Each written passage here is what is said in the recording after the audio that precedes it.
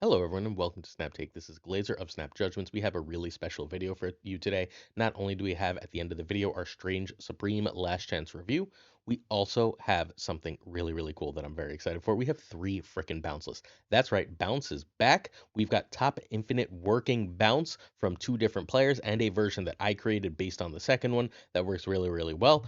This one does things that I never would have thought to do in Bounce, but we finally have a deck that can effectively run Werewolf by Night and Hitmonkey together. Who would have thought it? Not me. But Beta Ray Bill in a bounce list is amazing. We're going to go over how that works momentarily. First, this list comes from Doc Guapo, who is now ranked 30 on the Infinite Leaderboard playing it.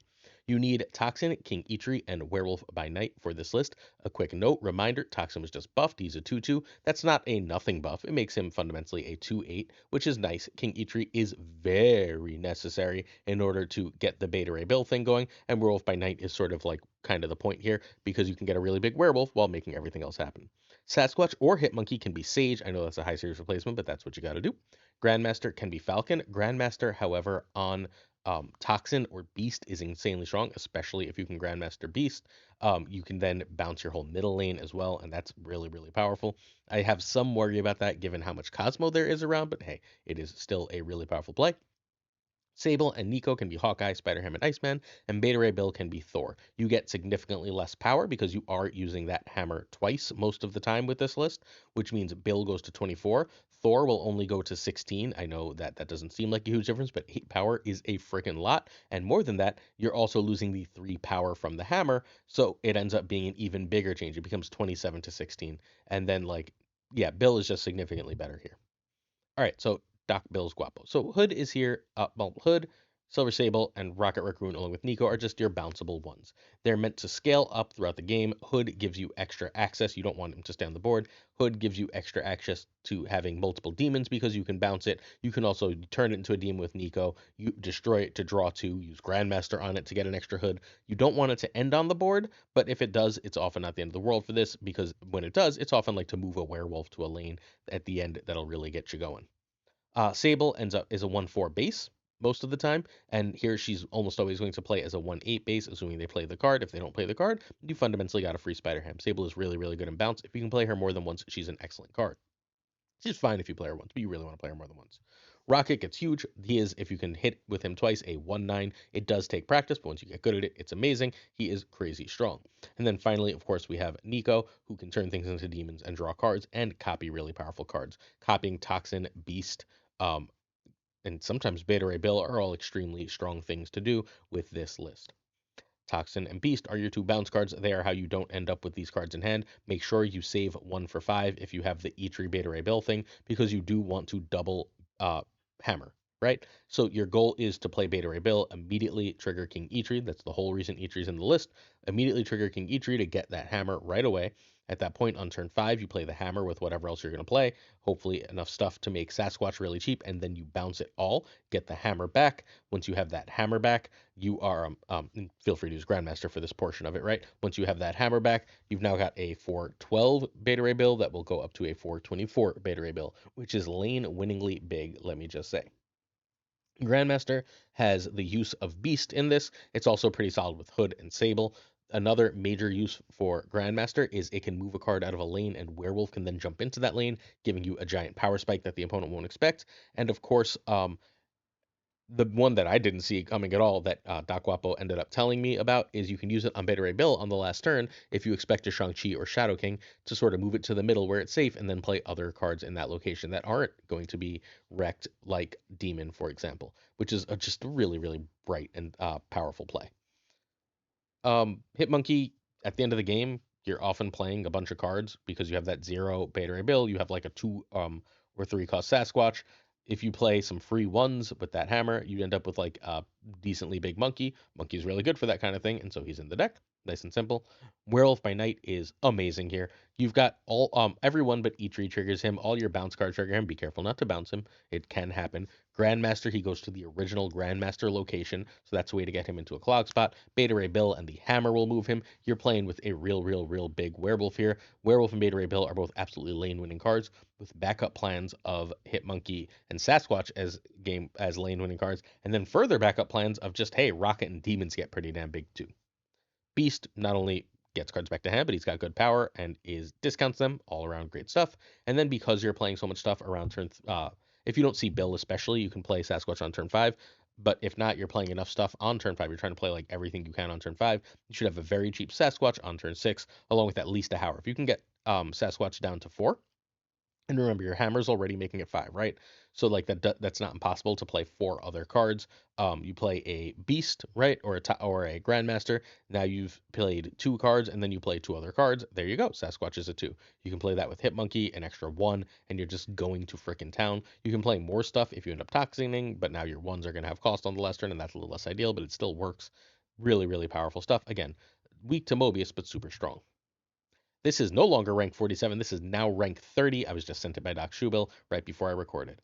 Turn 1, you want Eitri over Hood over Sable. You want to get Eitri down as soon as humanly possible. Turn 2 is the same as 1. Feel free to play cards in that Eitri lane because A, you don't need to leave it on the board once it's done its thing, and B, having an extra card there that can protect it from Red Guardian is pretty good.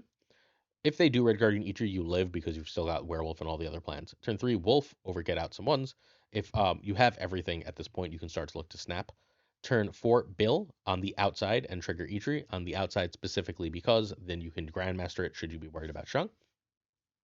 That is a snap all the time. White font always means snap. Green means conditional snap. Wolf should probably be in conditional. You can also play a wolf and a 1 on turn 4 or play a couple 1s and bounce it in order to play Sasquatch on turn 5.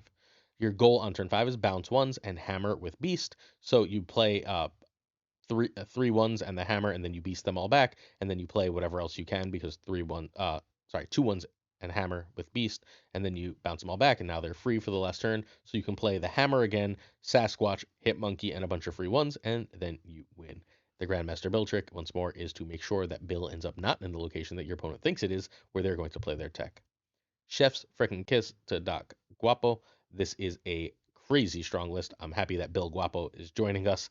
This is not easy to play. Doc Guapo's lists never are. I often struggle with them, but this is still very, very strong and one worth playing. Before we get to our next deck, the bounce deck that is the thumbnail deck, please hit that sub button if you're willing. We give you 7 days a week of Marvel Snap videos. We haven't missed a day in well over 2 years. At least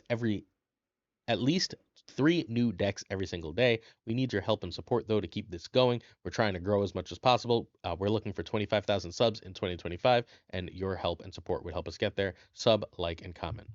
Your sub, like, and comment also allow you to win a Captain Carter, who is now a 2/3 and a completely frickin' busted card. Please see yesterday's video for more information, or Friday's video for more information, or, play some damn games of Snap.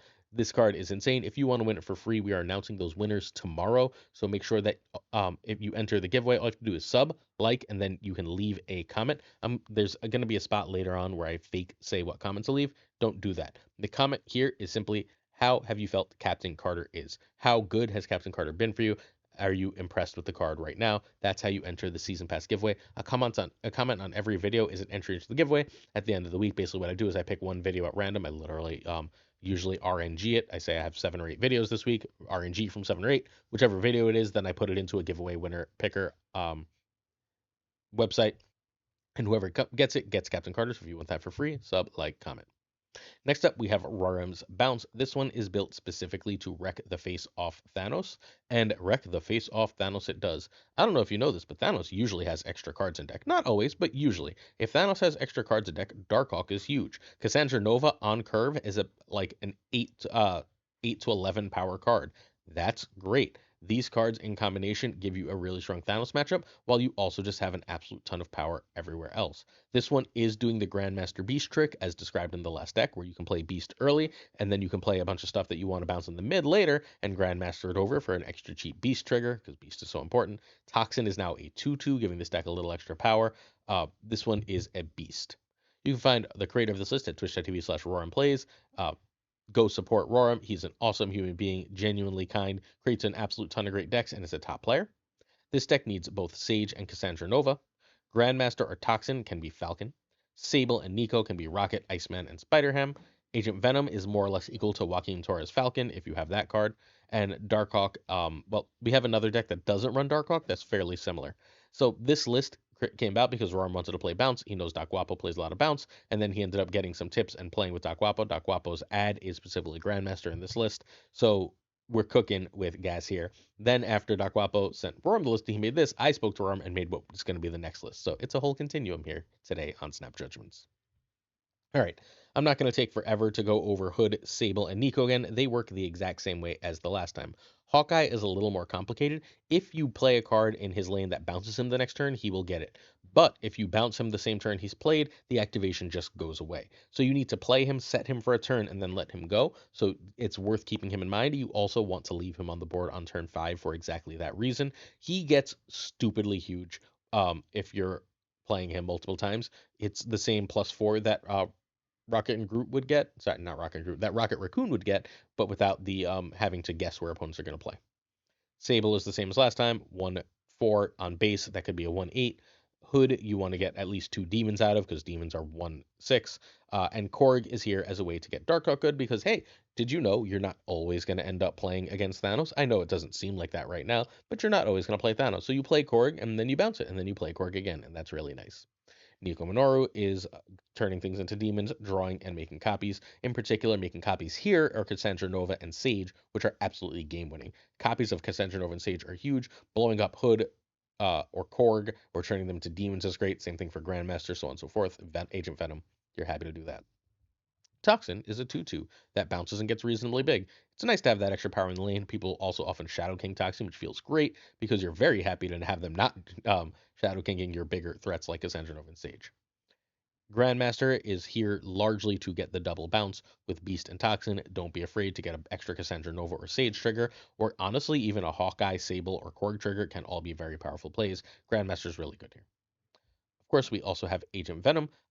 I'm not in love with Agent Venom here. It does pull Beast down. It is a benefit to, in particular, Sable, Hood, Cassandra, and Sage. When it hits those, it feels like a god hit. It's just like if you don't see it on 2, it can be really hard to play and it's a little awkward, but 2/5 is still good enough stats to run.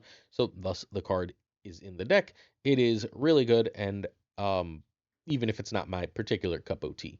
Cassandra Nova is here largely for the Thanos and Arisha matchups where it becomes a huge game winner. But hey, having a 3/6 that makes that will eventually be bigger as opponents play those negative cards is really nice to have, even if it is a fairly big target. Bouncing Cassandra Nova does feel very good. If you can bounce it on 4 and play it on 5, it ends up being like a 3/11, 3/12. That's really, really hurting your next opponent draw. Sage is the same concept as Cassandra Nova, where you really would like to play it early and bounce it or copy it with Nico. But even just at the end of the game as a last turn play, Sage is often like 10 power, and a 3/10 is really good. Beast bounces, and then Darkhawk is big. You just have one big thing that you don't have to do any extra shenanigans for. With this deck, Rorm is 70% win rate, 20 and 12. You saw it on the thumbnail. This is really great. Turn 1, you want Korg over Sable or Hood. You can also feel free to drop Hawkeye. Turn 2, Agent Venom. The only turn you really want to play Agent Venom is turn 2 over some ones. Turn 3, Cass or Sage. If you have the bounce, if you know you can replay them, you can feel free to snap on those. If you have the copy, you can feel free to snap on those. Outside of that, you're sort of snapping toward the end of the game when you realize you don't have prio and your opponent can't mess with you. Uh, you can also play ones or bounce. Beast in a corner is even fine here. Sometimes if you played like 3/1s, you can play Beast in a corner, and then you can turn 4 or 5 Grandmaster that away. Turn 4 is replay stuff or bounce. Grandmaster on Beast, if you have Darkhawk, is really, really good here. So then you Grandmaster on Beast, you have some more free ones here that you can then play with your Darkhawk on turn 5, which is, again, very, very good.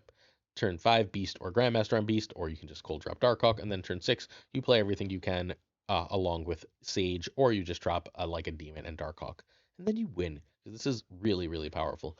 Bounce is once more back. There are bad locations. Bad locations often mean run, but this deck has a lot of free wins right now. It feels completely overpowered into decks like Thanos and Arisham. It's really more solid than it looks like against almost everything in the meta because it repositions its power so well. Give this one some love and run.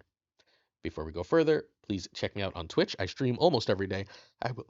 I might be streaming soon after this goes live, in fact. If not, I'll be streaming this evening. Twitch.tv/PulseGlazer. Please do come hang out. It would mean a lot. Not that. Now, this is Bounce Now. This is the one I made based on Rorm's list. So after talking with Rorm, I was like, Outside of the Thanos matchup, I don't really like Darkhawk very much right now, and I want another cheap card to play. And Darkhawk in regular matchups isn't much bigger than Sasquatch. It can be a little bigger, but it's not much bigger, and Sasquatch is far cheaper, so I replaced that with Sasquatch.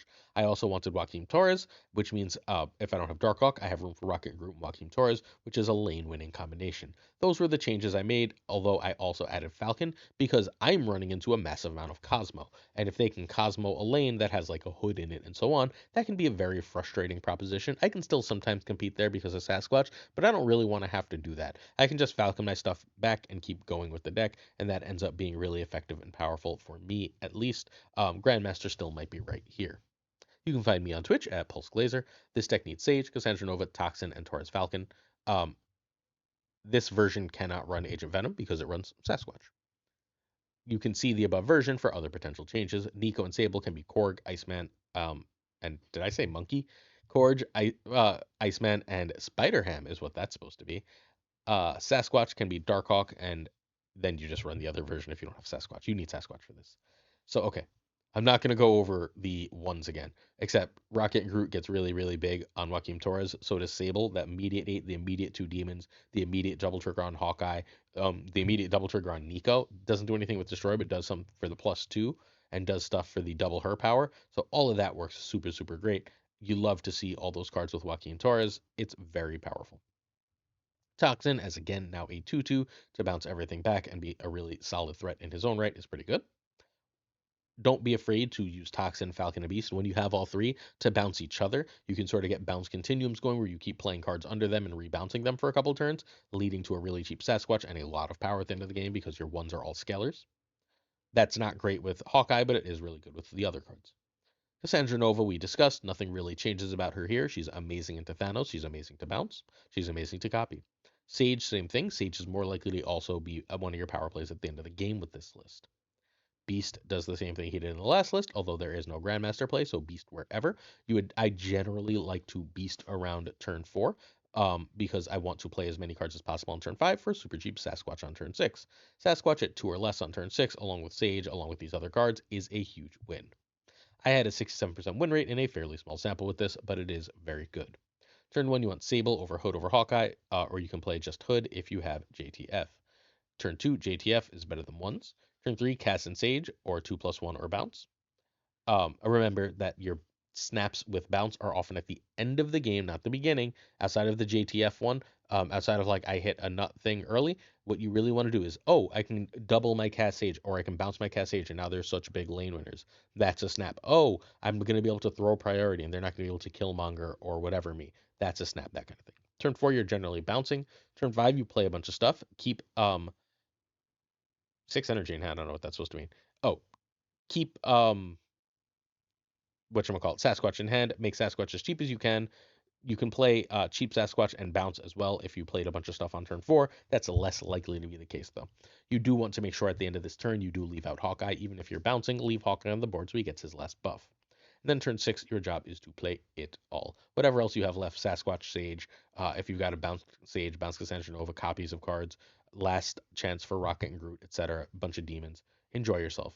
I took this game into my Snap Judgments League tournament game as well and won 10-0 and 8 cuber game 1 as this just put up crazy crazy points. This just sort of auto farms Thanos because of the way it's built, but it's also just a stellar list into the meta right now. Give this some look. I am in love. We also have some of our friends streaming. Today is Sunday, so in addition to me streaming, the great Obi Haved will be streaming. Make sure you check out our friend Obi. He will have a video of his gameplay up later in the week. He's an awesome human and deserves some love and support. Last chance review for the Strange Supreme. Strange Supreme is 2/2, gains +2 power from merging. End of turn, merge one of your creative cards into this.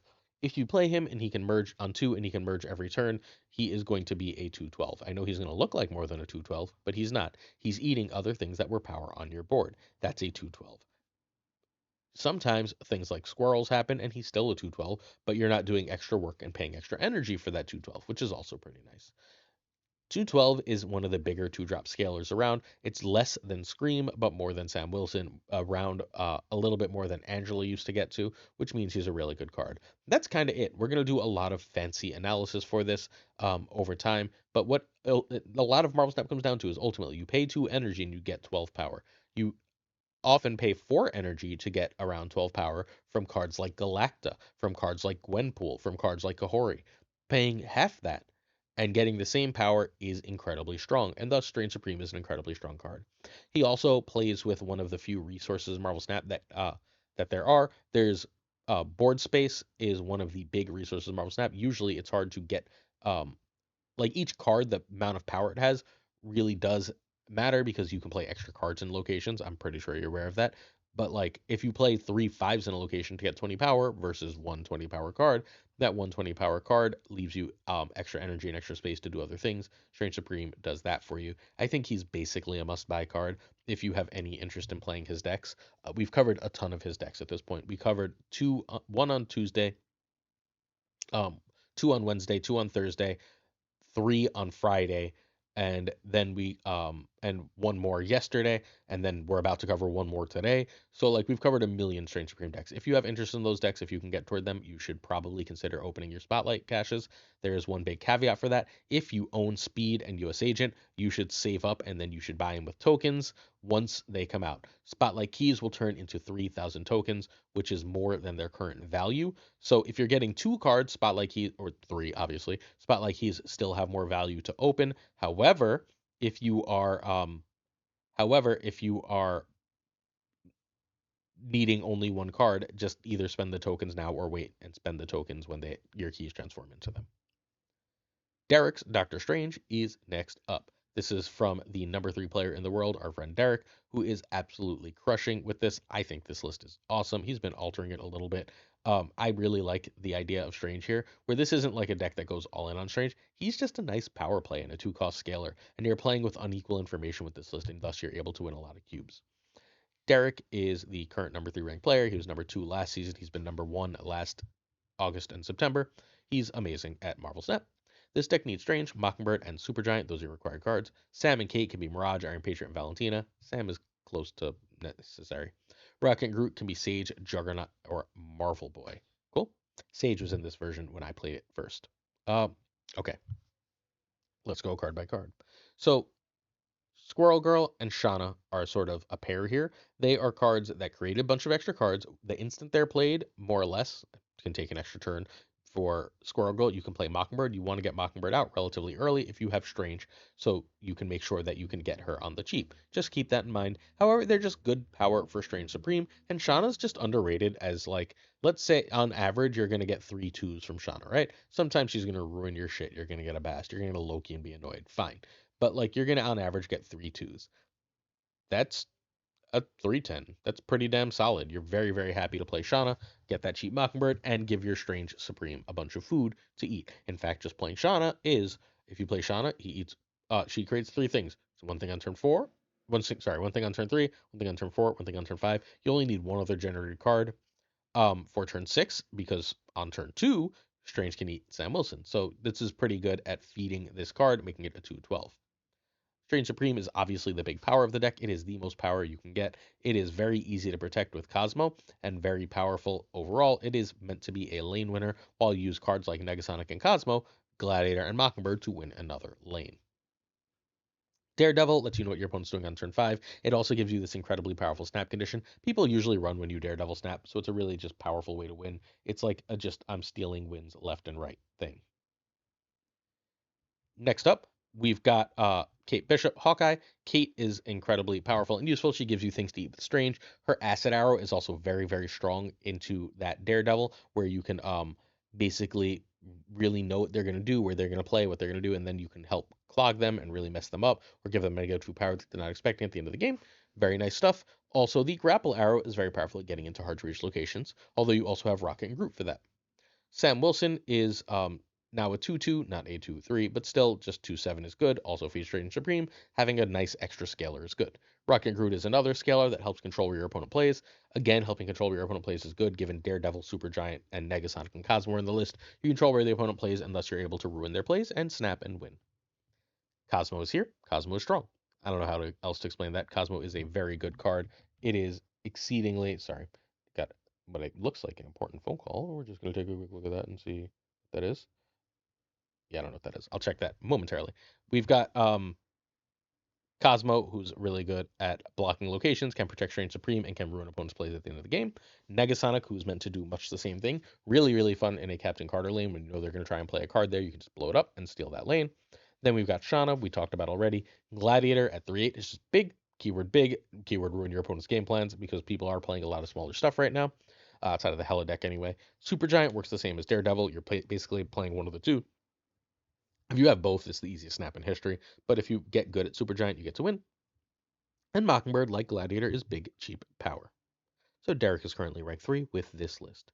Turn 1, you want Squirrel Girl if Mockingbird or Strange. Turn 2, Strange is better than Sam, is better than Daredevil, is better than Kate Bishop. Strange is an early snap. Turn 3, Strange over Daredevil if Supergiant, over Rocket and Groot, over Shauna if no Squirrel Girl, which is more or less equal to Gladiator, and the other plays here are conditional. You do want priority, hence the early Shauna. You're deciding which one is more likely to be prior. Turn 4, Supergiant is better than 2+2. Turn 5 is also a snap if you have Daredevil or Supergiant to decide between Cosmo and Negasonic, but you could also just drop some big power. Opponents should often run on this. Turn 6 is Mockingbird and whatever else you can. Sometimes it's just Negasonic on the lane that you know they're going to play that card, because that card will then, if that's their last card there, that card will then reveal, Negasonic will still trigger, and you will win. This one's a beaut. Props to Derek. Go get Strange Supreme. You're going to love this list. Question of the day is just a nice simple one from our friend Lunacris. Luna says, should I be using most of my credits before the 429 turnover to obtain more keys or get the tokens? Yes, you should. Keys on each collection level are being replaced with 3,000 tokens. So if any keys you get now will become 3,000 tokens. I guess it's the same thing. It doesn't matter, because if you get a key, it will be 3,000 tokens. Keys are 3,000 tokens. It doesn't matter. It ends up exactly the same. I was completely wrong. I had the wrong idea in my head. It doesn't matter. 3,000 tokens equals 3,000 tokens. If you get keys now, they will turn to 3,000 tokens. If you wait till later with your credits, they will become 3,000 tokens, and thus you get 3,000 tokens. So don't overstress that part of it. Cool. I'm very excited for Tuesday. I will have a big guide coming for you with help from our friend Lauren Whatevs. Certain tiers of support on our Patreon come with on-air thanks, and we're going to do this relatively quickly because I got to check that phone call. Thank you to Fat Nick, our patron of the month, Abigail Giesland. This is Fat Nick's last day. Tomorrow we will have the winner of Saturday Streamathon replacing him here. Abigail Gleason, Mandatory Burnout, It Regardless, LAB, Inc., I Am Frostman, Hota Nevedete, Thinking Poker, Prime Ryan, Ryan Burke, Ryan Wood, Caretix Lee, Corey, Kazushi, Archangel 3K, Black Dahlia, Profus, The Goat Seeker, Code, Hollowed, Only Fox, Synth, Absolute Shannon, Nightmare, Dirty Casual, Mr. Kerfuffle, Cables, Ginger Prime, Philip Rakovich, Haplo, Kenny Loggins of the Danger Zone, The Bizza, Black Jeebus 23, Extras V and Skippy G, Extras V and Skippy G, Jessica Gamble, what's up, Jess, Mr. Slush Death, The King of Bros, The Great Kazoo, Werewolf, Kevsey Hoda, Lunar Crest, Luna, Clam, Colonel Forbin, Bricks to Click, I keep reading the same name twice. Rob Silverman, M. Holland, David G. Wingfield, Stephen, Brian Kaufman, Tristan H. Martin, Jason B., Mr. Craig Sterry, Matt V., Redman, Corbin, John Q., and Jimmy McHugh, Yes Out, Ace Age, One Big Bad, Milkman for Reals, Cactus Jack, Reapser, BG, Quid Pro Joe, Snap Decisions Joe, Dick Carlo, Models Not Supreme, Bickety Boom Bot, Green Goblin, Unibot, Flan 56, The Fuzzy Not, Spectrum X, Hood, Acu, Laris, Acu, Matt H, DJ, Mikey Hedgings, No Freaking Flex, Nick Dog, Greek Geek, Toxic Soul King, Zodrix, the King of Canada, Demnon Falcon, Faulkner Newman, Jonesy of the Triple Threat, y'all, Two Ties, the Great, Lauren Medevs, thank you, Lauren, the Pirate King Tucker, and of course, Gunny T. The T stands for Doom. Deuces, I'll see you tomorrow. Tomorrow I'm going to break down the new season, so get yourselves ready for it, and I'll see you then. Much love. Peace.